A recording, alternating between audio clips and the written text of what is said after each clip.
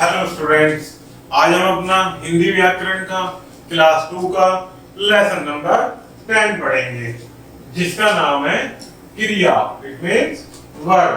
तो आइए प्यारे बच्चों शुरू करते हैं। बालक खेल रहा है, बालक पत्र लिखता है, गाय घास चर रही है। ऊपर दिए गए चित्रों में खेलने, लिखने तथा चरने का कार्य हो रहा है। क्या कार्य हो रहा है? ऊपर खेलने का, लिखने का और चरने का। इन चित्रों द्वारा वाक्य के अंतिम शब्द से किसी कार्य का होना प्रकट हो रहा है। अतः कार्य का परिचय कराने वाला शब्द खेल रहा है, लिखता है तथा चर रही है। तीनों क्रियाएं हैं। क्या है क्रियाएं?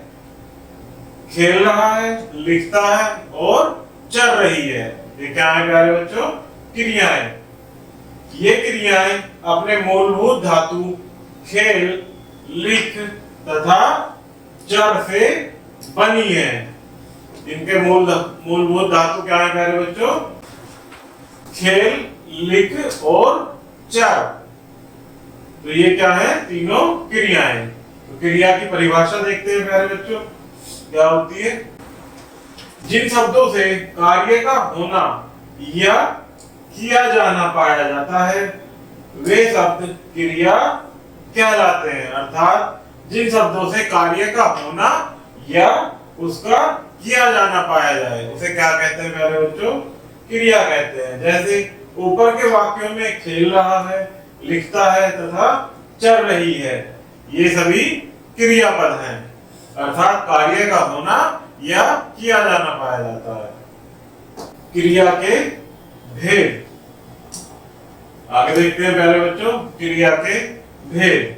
क्रिया के कर्म के आधार पर मुख्य दो भेद होते हैं। अर्थात क्रिया के कितने भेद होते हैं?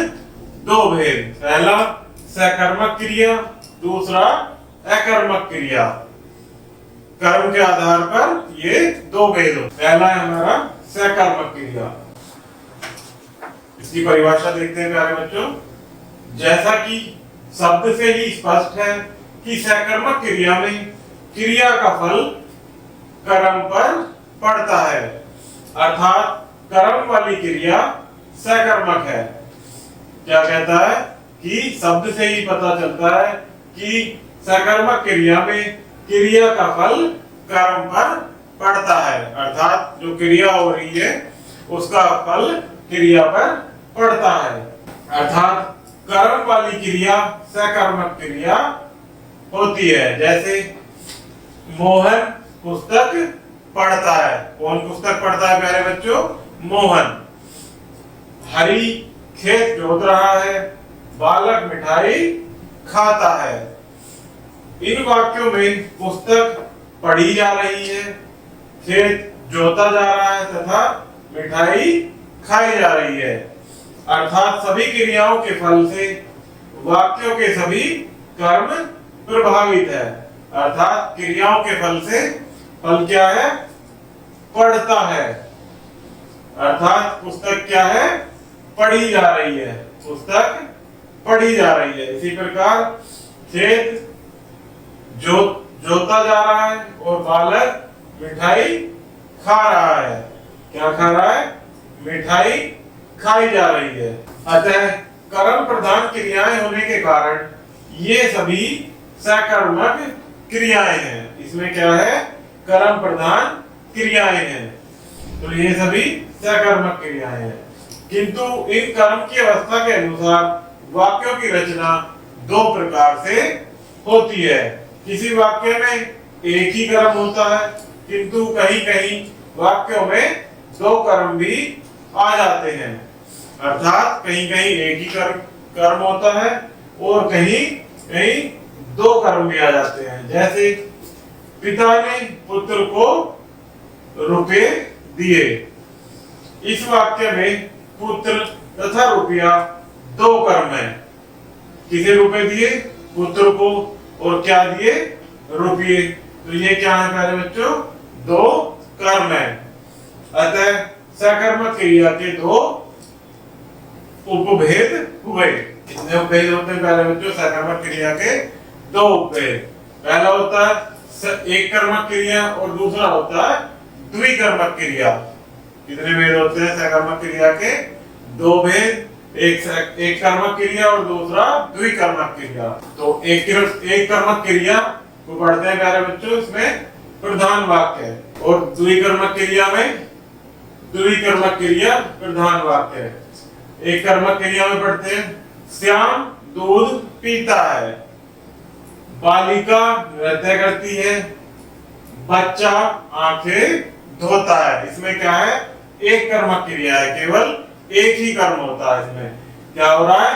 बालक दूध पीता है, इसमें नृत्य होता है और इसमें आंखें धोता है। केवल एक ही कर्म है, तो ये कौन सी क्रिया हुई? एक कर्मक क्रिया। द्विकर्मक क्रिया में श्याम मोहन को दूध देता है, तो इसमें क्या हुआ प्यारे बच्चों? मोहन और दूध क्या है? दो कर्म हो रहे हैं। श्याम किसे देता है? मोहन को। क्या देता है? दूध।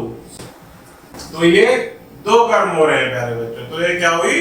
द्विकर्मक क्रिया। इसी प्रकार से नृत्य की बालिका को नृत्य सिखाती है, अर्थात बालिका और नृत्य सिखाती है, ये क्या है? द्विकर्म। इसी प्रकार बच्चा आंखों में काजल लगाता है। कहाँ लगाता है बच्चा? आंखों में क्या लगा रहा है? काजल लगा रहा है। बच्चा आंखों में काजल लगा रहा है, तो ये क्या हुआ प्यारे बच्चों? द्विकर्मक क्रिया। नेक्स्ट आता है आपका, पहला हमने पढ़ा सकर्मक क्रिया और अब हम पढ़ते हैं अकर्मक क्रिया। जिन क्रियाओं में कर्म नहीं होता वे क्रियाएं अकर्मक होती हैं। अकर्मक शब्द का अर्थ ही है बिना कर्म वाली, अर्थात इसके नाम से ही हमें पता चलता है प्यारे बच्चों कि अकर्मक जहां क्रिया न हो या बिना काम वाली। अकर्मक शब्द का अर्थ ही है बिना काम वाली, अर्थात जिन क्रियाओं में कर्म नहीं होता, अर्थात बिना क्रिया में काम वाली क्रिया। जैसे बालक पढ़ता है, कमला रोती है, गाय रंभाती है। इन तीनों वाक्यों में केवल करता है कौन? बालक, यहाँ कमला, यहाँ पर गाय, और उनके द्वारा किया जाने वाला काम अर्थात क्रिया क्या है? पद है। इससे कर्म नहीं आया, अतः पढ़ता है, रोती है, रंभाती है, अकर्मक क्रियाएं हैं। ये कैसी क्रियाएं प्यारे बच्चों? अकर्मक क्रियाएं, जिनमें बिना कर्म वाली क्रियाएं होती है, उन्हें क्या कहते हैं? अकर्मक क्रिया। तो प्यारे बच्चों, ये हमारा क्रिया का लेसन समाप्त हुआ। आशा करता हूं कि आपको वीडियो जरूर पसंद आई होगी, तो वीडियो को लाइक एंड शेयर जरूर कीजिएगा। धन्यवाद।